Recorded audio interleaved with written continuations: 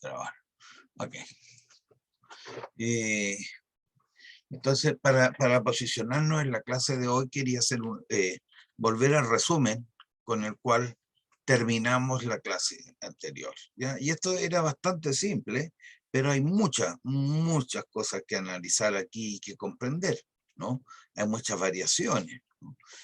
Aquí dice gasto cardíaco es igual al volumen expulsivo, o sea, la cantidad de sangre que se expulsa cada vez que hay una sístole, y la frecuencia cardíaca, ¿no? Habíamos visto que este gasto cardíaco, es decir, estas dos variables que están aquí, volumen expulsivo y frecuencia, eran reguladas.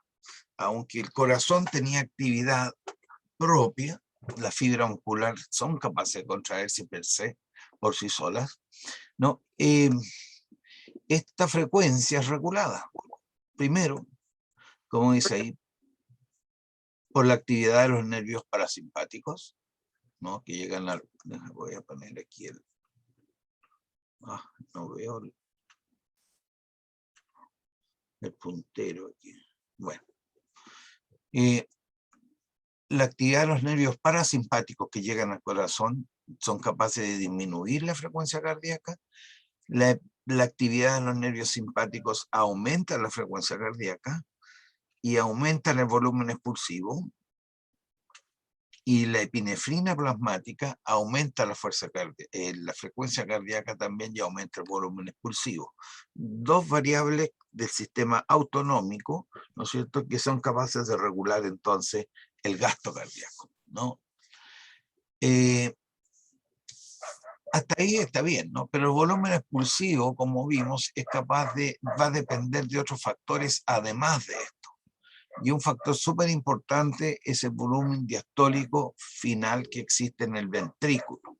Es decir, al término del diástole, que es cuando más se relaja el ventrículo, ¿cuánto volumen queda ahí, ¿no? Y hablamos de una ley que se llama la ley de Starling, que decía que a mayor distensión, a mayor volumen diastólico final, parece que hay algún micrófono encendido por ahí, si pudiéramos cortarlo. A mayor volumen diastólico final, mayor era el volumen de expulsión, mayor volumen expulsivo, ¿no? Y entonces esa es la ley de Starling. Ahora, ¿quién modifica eso? Como dice ahí, se disminuye la presión intratorácica, es decir, si se hace una presión negativa interna, el corazón que está en esa cavidad va a tender a expandirse más. Por lo tanto, una disminución en la presión intratorácica aumenta el volumen diastólico final. La presión intraventricular, ¿no? Un aumento de la presión intraventricular también va a aumentar el volumen diastólico final, lo mismo que un aumento de la presión. ¿Y por qué ocurre eso? Porque si aumenta la presión auricular. O sea, si la presión en la aurícula aumenta, va a llegar mayor presión en el ventrículo y va entonces a aumentar el volumen diastólico final, ¿no? Entonces son las principales variables que vamos a tener que acostumbrarnos a trabajar.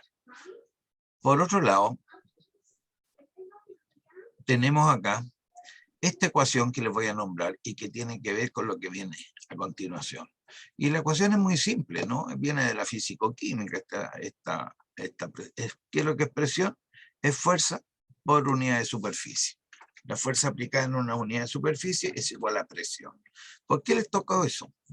Porque una vez que nosotros terminamos este capítulo que se llama la bomba cardíaca, cómo funciona la bomba cardíaca, tenemos que ver ahora cómo funciona el sistema de conducción, es decir, la sangre, cómo se reparte al resto del organismo. Y esos son los dos capítulos que tocan hoy día para terminar el capítulo de sangre, ¿no?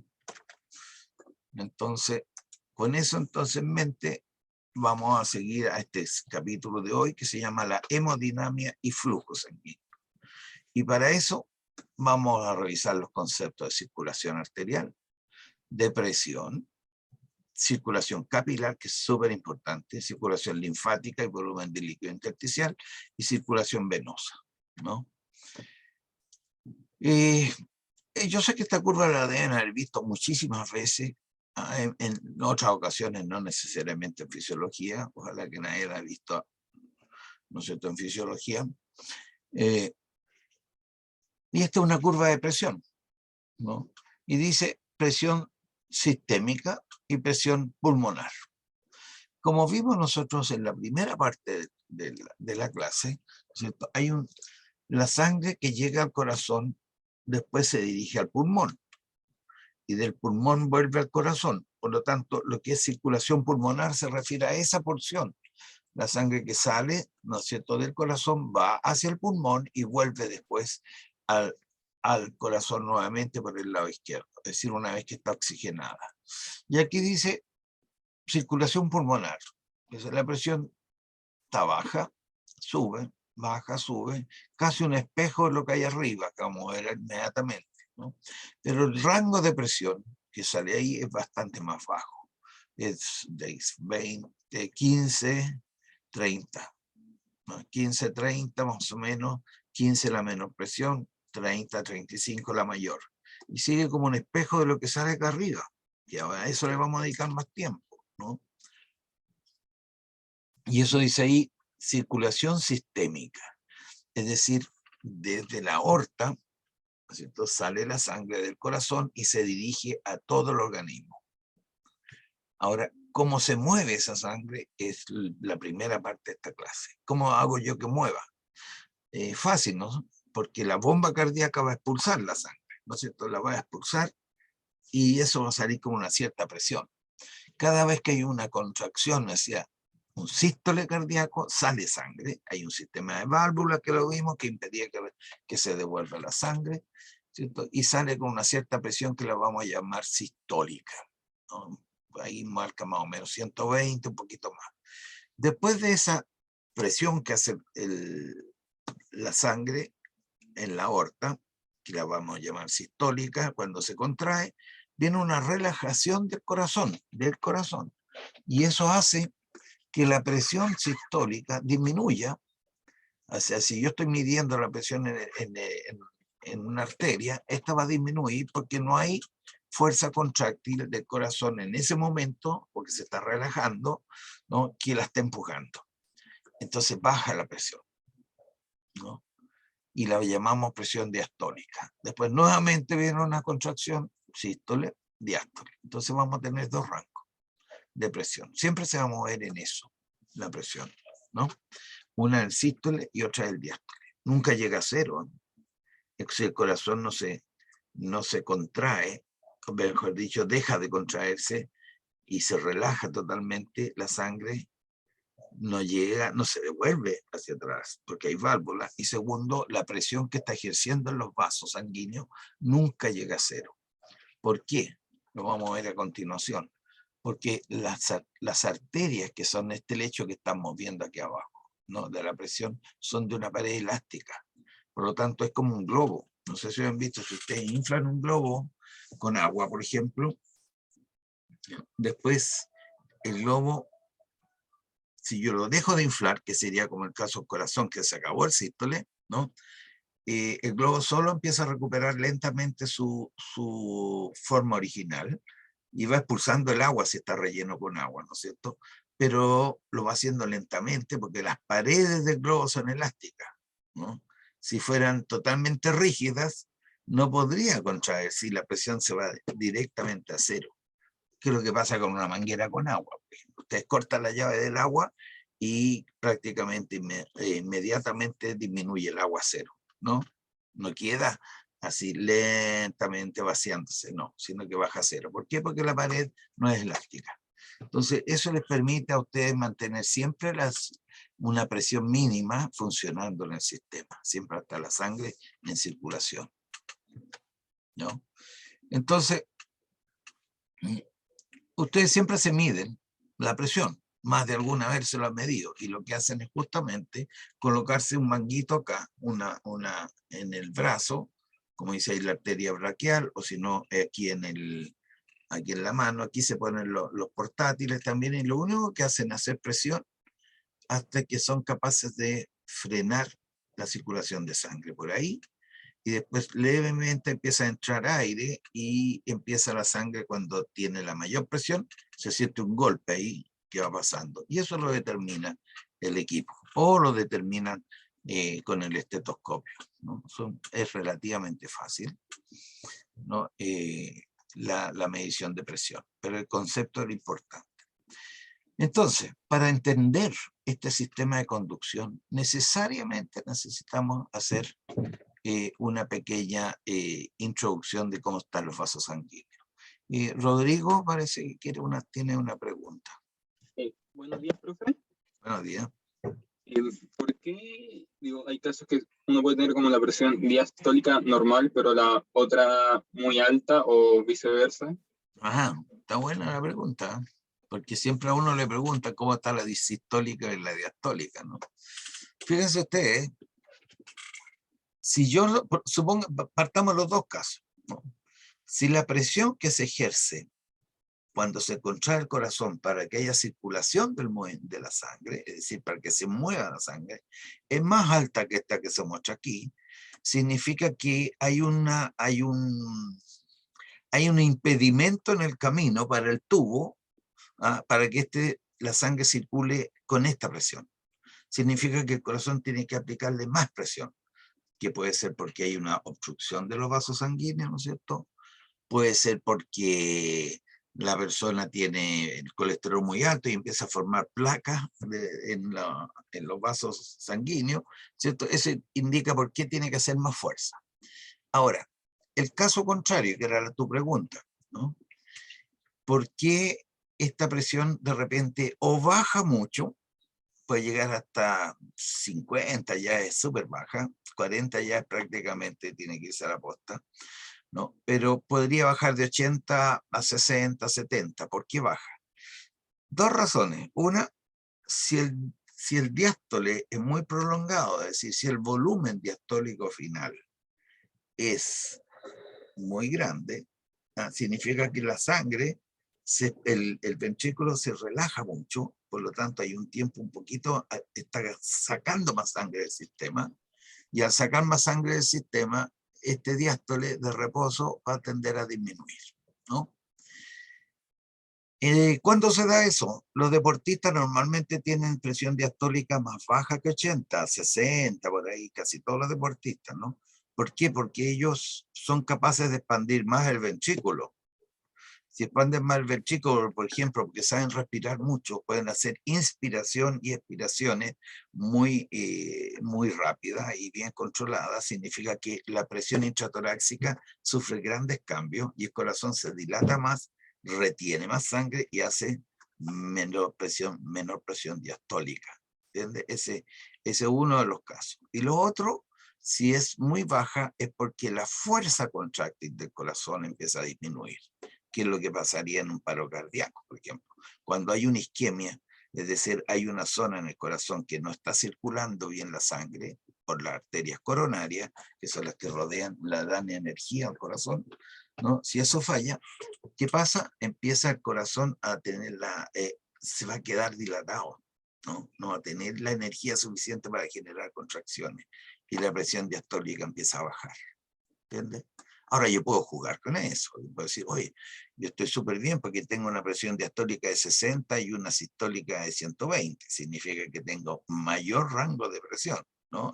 Es bien interesante el caso de las personas entrenadas, cómo cambia ese patrón. Este es un promedio solamente de lo que se ve normalmente en grandes poblaciones. Eso es lo que te puedo decir, Rodrigo.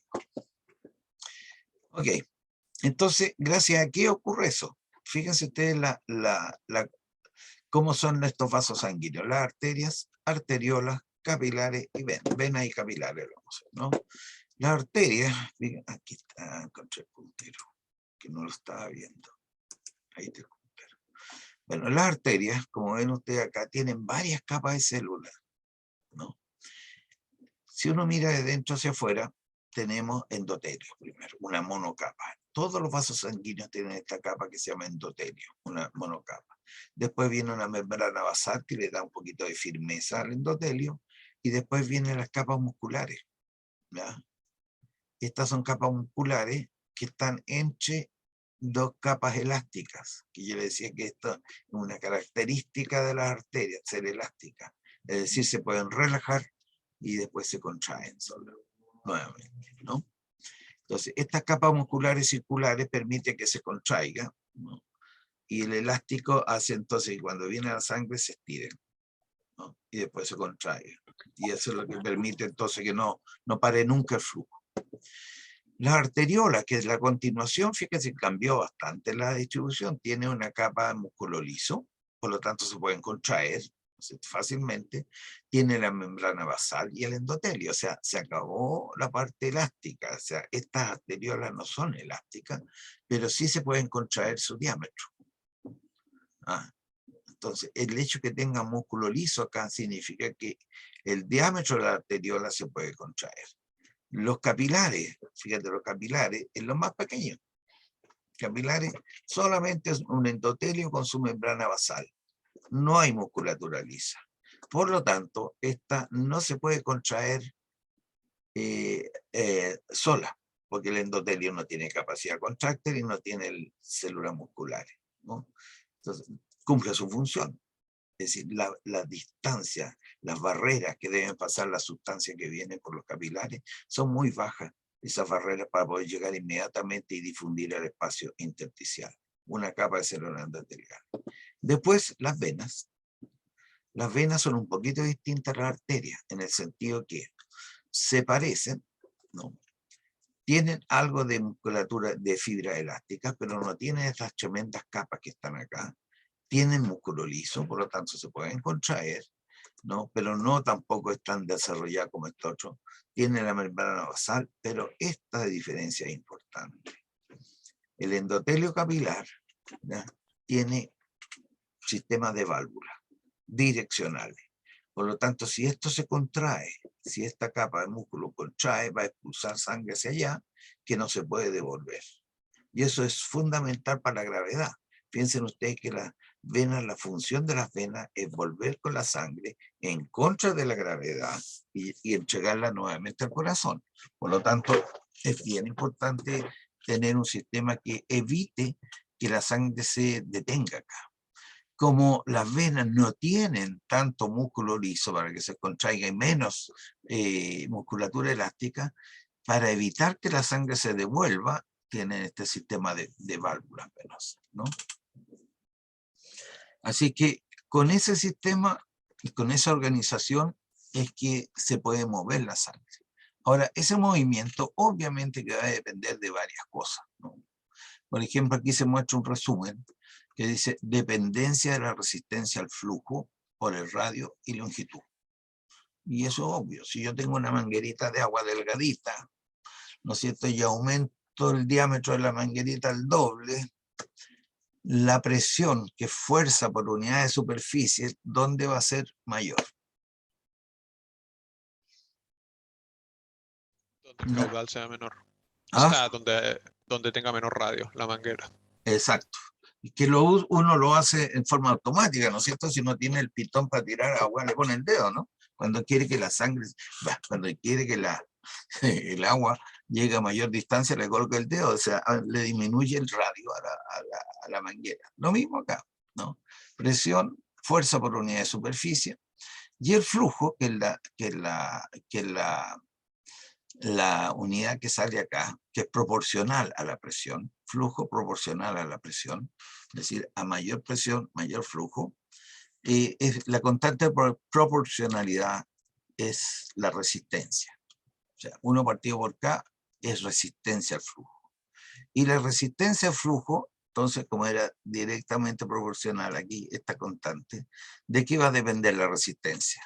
Del radio. Lo acabamos de decir, ¿no es cierto? Si cerramos, aumentamos, ¿no? Ahora, eso lo define la físico-química con sus ecuaciones, ¿no es cierto?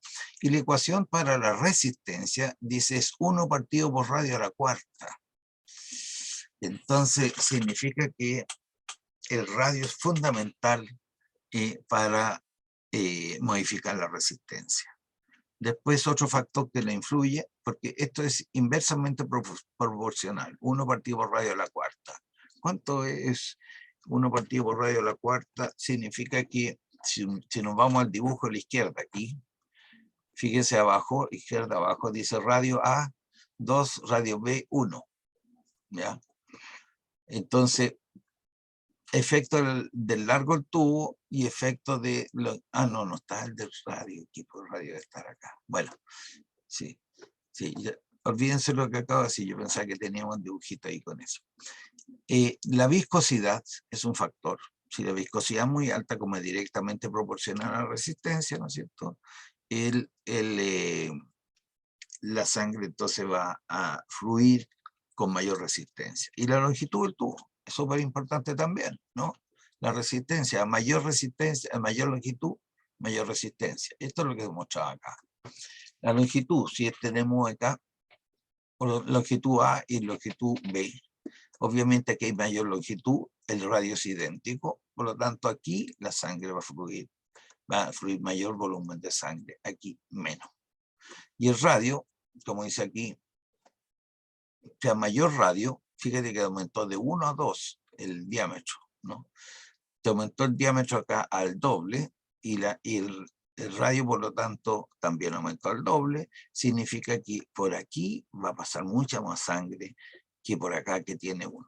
Y esto está relacionado por el radio a la cuarta. O sea, de 1 a 2 sería de 1 a la cuarta, por 2 a la cuarta, 2 por 2, 4, o sea, 4 veces más. No, mucho más, 16 veces más, ¿no es cierto?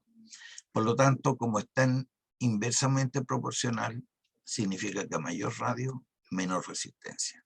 A mayor radio, menor resistencia. Y va a pasar más sangre. ¿Entiendes? La viscosidad del líquido, la longitud del tubo y el radio del tubo. Los 3 factores que influyen, ¿no es cierto?, que determinan la resistencia al flujo de la sangre. Intuitivamente, uno lo podría entender fácilmente esa observación que sale aquí, y que es fundamental para controlar, ¿no es cierto? Si yo les pregunto, ¿cómo el organismo se tiene que autorregular? ¿Qué sería mejor? ¿Qué sería más eficiente? ¿Regular el diámetro del vaso o regular la viscosidad de la sangre? ¿Cómo lo harían ustedes? Si yo quiero, por ejemplo, quiero disminuir la resistencia. El radio, porque No sé. está a la cuarta, está A elevado la a cuarta, 4. ¿no es cierto? Es Obvio. mucho más influente.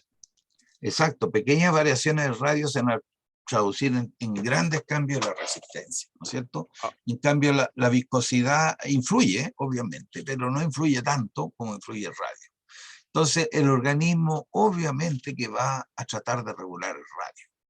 Y ustedes saben que la vasodilatación y la vasoconstricción son los sistemas que mejor maneja el organismo para regular la presión.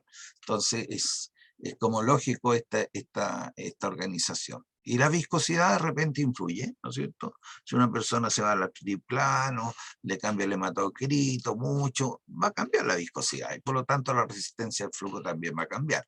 Pero son situaciones no tan frecuentes como el día a día.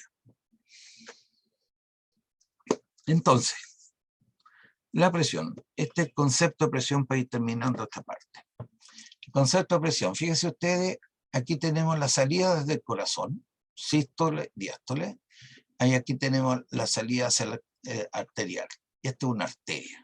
Cuando viene un sístole cardíaco, se contrae la sangre del corazón, el ventrículo, sale la sangre, llega a la arteria, y como este diámetro es más pequeño de la tremenda cantidad de sangre que entrega en cada contracción el corazón, al ser más chico, esto se infla, se dilata, ¿se dan cuenta por qué? Porque es elástico.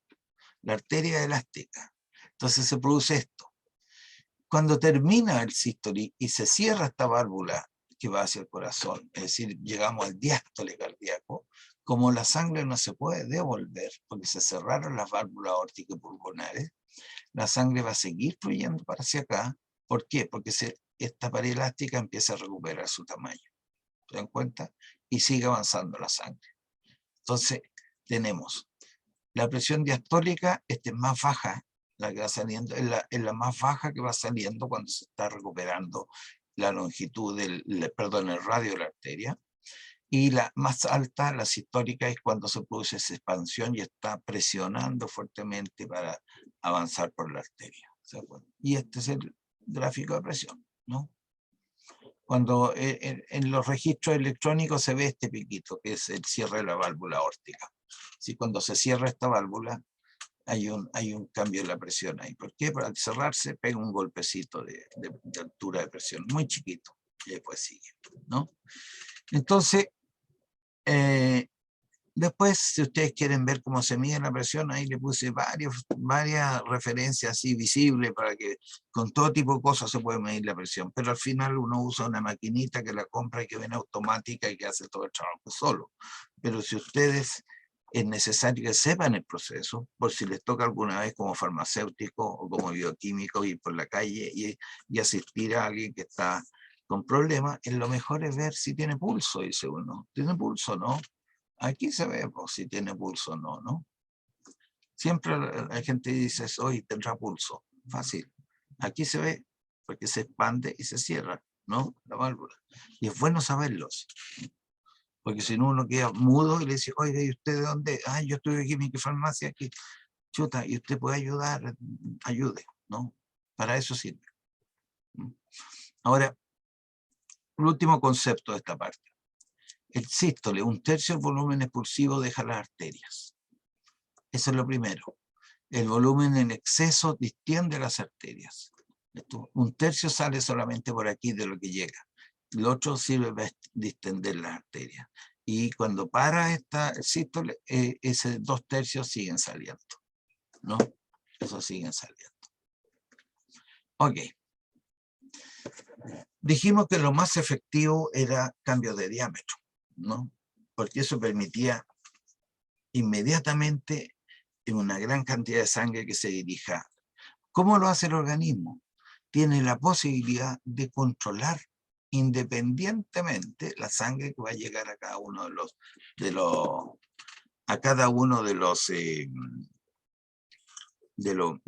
tejidos que está inervando. Fíjense ustedes este ejemplo. Dice, reposo, ejercicio extremo. ¿No? Dos casos. El cerebro, 650 miliminutos que están llegando, con ejercicio extremo, 750. Cambia un 4%. Nada que ver, o sea, sigue tranquilito. Corazón, 215, 750. Aumentó 3 veces la cantidad de sangre. Pero fíjense el músculo esquelético, cuando hay un ejercicio extremo. Aumentó de 1000 a 12.500. La piel, de 400 a 1900. El riñón, de 950 bajó a 600. Los órganos abdominales, de 1200 bajan a 600, ¿no? Y los otros tejidos bajan a 400. Es decir, primero, al haber más ejercicio, tiene que circular más sangre. Por lo tanto, el corazón es importante para aumentar la frecuencia y hacer circular la sangre más rápido y que llegue mayor cantidad de sangre por minuto. Pero en el caso del ejercicio extremo, dice, ¿dónde está el mayor aumento? En los músculos esqueléticos. El corazón bombea. De alguna forma, el sistema dice, ¿sabe? Aquí hay un ejercicio extremo, necesitamos enviar más sangre al músculo, más sangre a la piel, porque a lo mejor eso va a producir que se necesita bajar la temperatura, porque la persona está corriendo una maratón, por ejemplo, ¿no? Y no necesitamos perder orina, para nada, ¿no es cierto? ¿Para qué? Entonces el riñón, mandemos poca sangre, ¿no? Los órganos abdominales también. Por eso cuando uno come mucho le dice, por favor, no se meta al mar ahora. ¿Por qué? Porque en el caso de una comida intensa, se invierte esto, ¿no? Los músculos llevan muy poca sangre y toda la sangre va a la zona abdominal. Aquí aumenta porque se necesita sangre para poder captar todos los nutrientes, ¿no? Entonces, ¿qué pasa a una persona que tiene toda su sangre en los órganos abdominales y poco en los músculos y se va a nadar? Le va a dar un calambre, lo más probable, ¿no? Entonces, eso se ve fácilmente por la capacidad que tiene el organismo de cambiar. Miren ustedes este dibujo que lo vamos a ver bastante más adelante. Este es como un estanque que tiene varias válvulas. Imagínate que cada válvula de esta es la entrada de sangre a los distintos órganos, órgano 1, 2, 3, 4, 5, y este es el reservorio de sangre que está circulando en el organismo. ¿Qué es lo que se está haciendo aquí? Si yo tengo la posibilidad de modificar el diámetro de las arteriolas que están llegando a los órganos, puedo decir, ¿sabe? A esta no necesito que llegue sangre, pero sí necesito que llegue mucho al órgano 2, no necesito nada en el número 3, mucho en el 4, etc. Es decir, si yo puedo tener una vasoconstricción o vasodilatación regulada a los distintos órganos, ¿no? Yo voy a poder regular en forma diferencial la cantidad de sangre que está llegando a ellos, ¿no? ¿Cuál es el reservorio de presión? Como se hizo la arteria, porque la arteria es la que da la salida de la sangre hacia afuera. El reservorio de resistencia, las llavecitas son las arteriolas, porque dijimos que tenía músculo liso, si bien no es elástica, pero tiene músculo liso, por lo tanto puede contraerse o relajarse, ¿no? Y eso va a permitir entonces que llegue más o menos a los órganos, ¿no? Muy relativamente fácil. Y yo puedo modificarlo. Por ejemplo, pasó la emergencia para este tejido, que necesitaba mucha sangre, lo cierro. Pero ahora necesito para el tejido 3, abro para el 3, la llave. Entonces la pregunta es cómo se hace, ¿no? Ese sería. Y aquí está, ¿cómo regulo yo el radio arteriolar, ¿no? Y aquí tengo la musculatura lisa de la arteriola, musculatura lisa y esquelética, en la arteriola. Y dos factores bien importantes: vasoconstricción sobre receptores alfa, estimulados por norepinefrina, o sea, los nervios simpáticos que llegan a las arteriolas y que son capaces de liberar norepinefrina con vasoconstricción. La médula adrenal, que secreta epinefrina a través de los receptores beta ahora, causan vasodilatación. ¿No? Fíjense ustedes que había una pregunta en la prueba que yo terminé de corregir, ya en todo caso, la vamos a publicar hoy día o mañana, no sé, las notas, y la gente no capta que una misma sustancia puede actuar sobre distintos receptores. Fíjense la de epinefrina. La epinefrina actúa sobre el receptor beta y produce vasodilatación, pero el mismo compuesto, mejor dicho, los opioides, como salía en la pregunta, no puede actuar sobre otro subtipo receptor adrenérgico y produce vasoconstricción.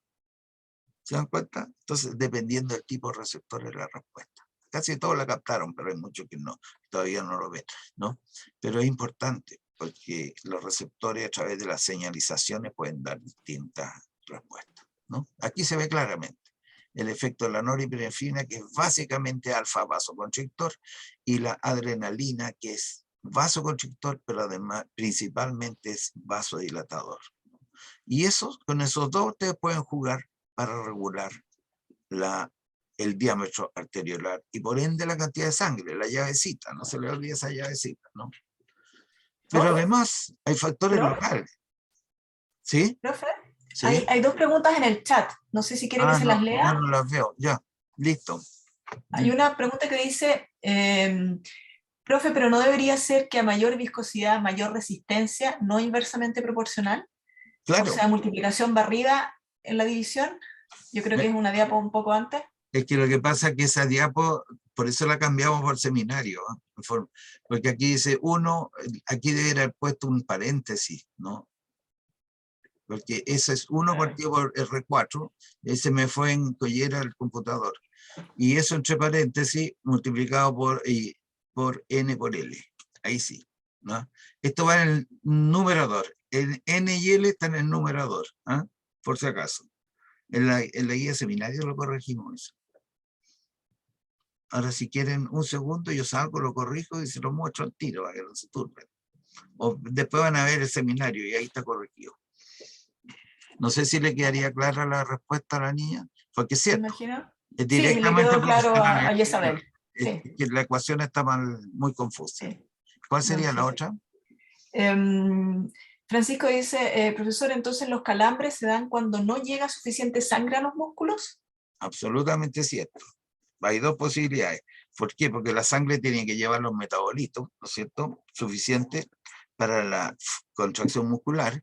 Y segundo, a mayor contracción muscular también se generan desechos metabólicos y una acumulación de láctico por degradación de la glucosa también es causante de calambre. Dos posibilidades. Eso es más o menos. Sí, y la última, César dice, ¿por qué la epinefrina causa ambos efectos? Eso yo creo que es la última diapositiva. Es la última que le acabo de tocar, ¿no es Sí. cierto? Esta, fíjense, ya. Significa que la epinefrina, hay dos subtipos de receptor, ¿no?, que discursan a través de distintos mensajeros intracelulares, ¿no? Ahora, no sé quién está hablando. No sé. Ah, el Chalo, parece que.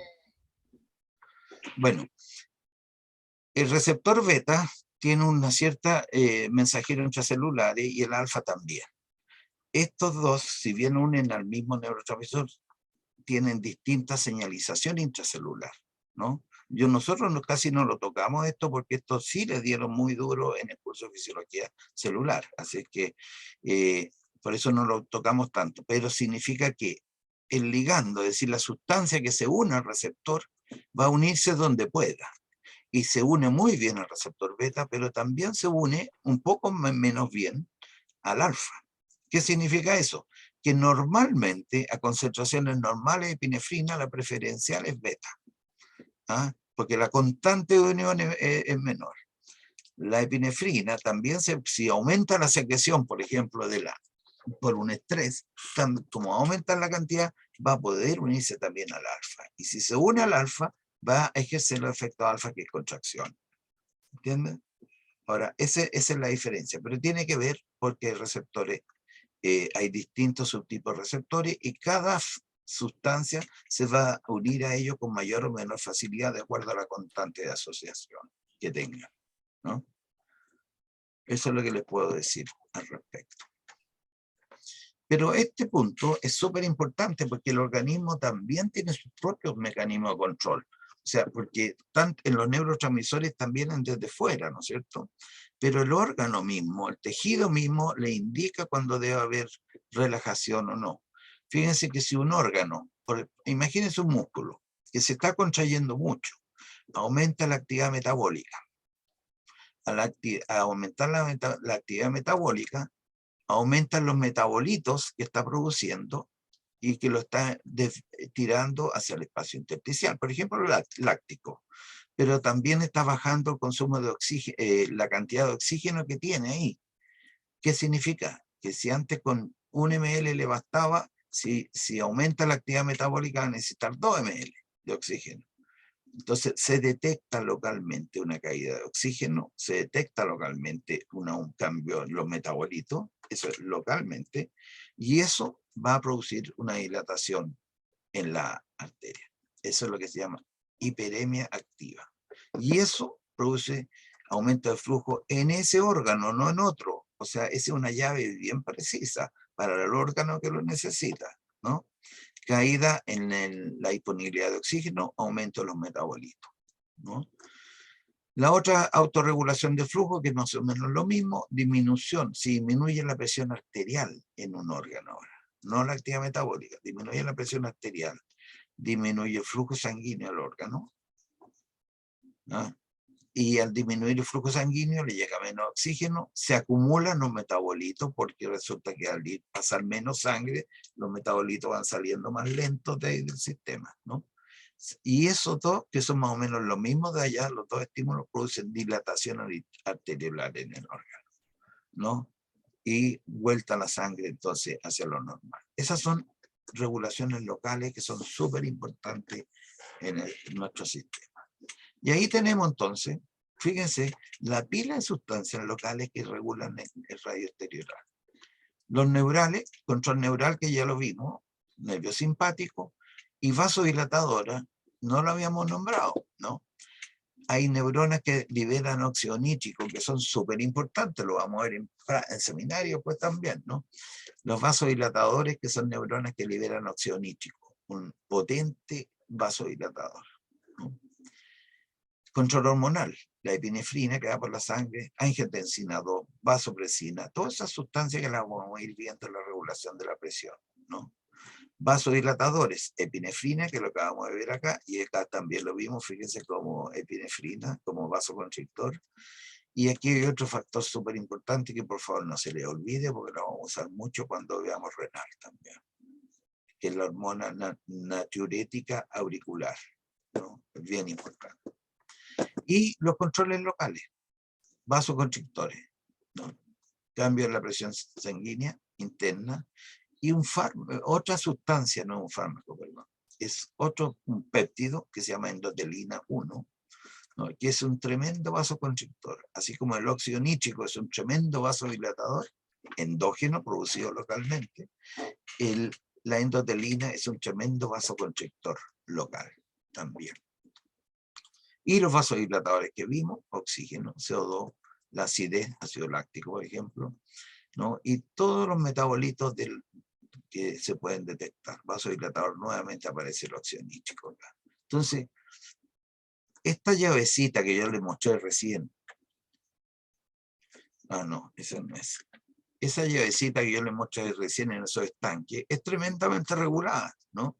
Es regulada por factores nerviosos, por factores hormonales y por factores locales. Súper importante, ¿no? Ahora, para ir terminando, porque a las 11 tenemos que parar, ¿no? Para ir terminando la clase, fíjense ustedes cómo hace el organismo para tener una excelente entrega de sangre a todos los tejidos y que sea de forma que hay un intercambio de metabolitos que sea lo más efectivo. Si ustedes miran un capilar aquí, que ya saben que es solamente una capa de células endoteliales, ¿no es cierto? Y lo que está aquí en el lado izquierdo abajo son un lecho capilar. ¿Qué es lo que hay antes de eso? Las arteriolas. Si ustedes se acuerdan que yo dije que tenían músculo liso, ahí está señalado el músculo liso en la arteriola, todo eso, músculo liso. Y esas son las llavecitas. Si yo estimulo donde hay una arteriola, puedo producir vasoconstricción o vasodilatación. Por lo tanto, va a entrar más o menos sangre al lecho capilar. Y este lecho capilar no puede hacer nada. Es un tubo nomás muy delgadito que permite el flujo de sustancias. Y la otra variable que permite el intercambio es que la sangre tiene que pasar lentita, por acá, bien lenta, para que se pueda hacer el intercambio. ¿Y cómo lo logro? Por esto mismo, ¿no? Viene un capilar que se divide en múltiples capilares y eso baja inmediatamente el flujo. Fíjense ustedes aquí en este esquema de un pistón ahí que está tirando por seis salidas esta bolita, ¿no? Fíjense que si yo quiero desplazar aquí, ¿no? Esta distancia, quiero recorrer esta distancia con estas bolitas, si yo las divido en 6 simultáneas, obviamente que estas van a tener más tiempo para recorrer el lecho capilar, porque se dividió, ¿no es cierto? Esta fuerza que venía acá por un pistón se dividió en varias. Y esta distancia en un minuto, poquita, lentita. Distancia en un minuto 3 veces más, por el hecho de dividir, ¿no?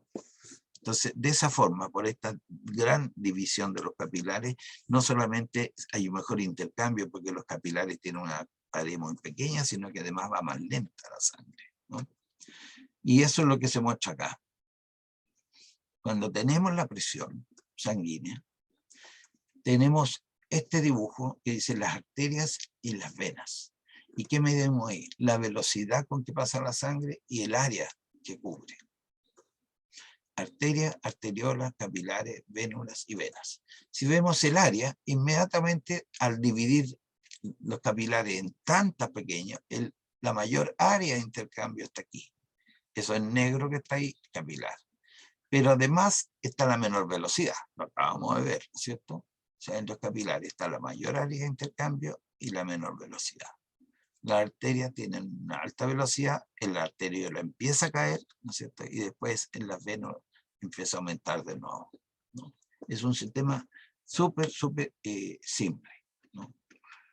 Y eso va a permitir esto que ya lo analizamos en la clase anterior. Ya vimos el intercambio capilar cuando vimos la clase de sangre, ¿cierto? En los capilares permite entonces que por las diferencias de presión que están por estos tubos, se permita que nutrientes que vienen en los capilares puedan difundir por gradiente de presión hacia el espacio intersticial, y las sustancias que necesitan ser eliminadas también van a entrar por gradiente de presión y de concentración, en realidad principalmente, van a ingresar al capilar y van a salir entonces hacia el lado venoso, ¿no? Entonces eso es, como yo diría, más o menos la primera parte del sistema de conducción, ¿no? De conducción. O sea, ahí tenemos la sangre puesta, cómo se organizó el sistema de conducción de los tubos para llegar en condiciones óptimas hasta la entrega de nutrientes en los órganos. Vamos a descansar 10 minutos y vamos a seguir con la segunda parte de la clase a continuación. Profe, ¿Sí? me quedó una duda. Entonces, cuando la arteriola que llega a un órgano se dilata, aumenta el flujo, ¿cierto? No es que se dilaten, porque no se puede, son bastante fijas. Claro, Aumenta cuando el está número. contraída. Ah, la arteriola, perdón. Estaba pensando en los capilares. Tienes toda la razón. Si se dilata esta arteriola, va a haber mayor flujo de sangre que va a llegar acá. Por lo Perfecto. tanto, va a entrar mayor sangre acá. ¿Mm? Vale, muchas gracias. Sí. Ok. Vamos a parar entonces ahora.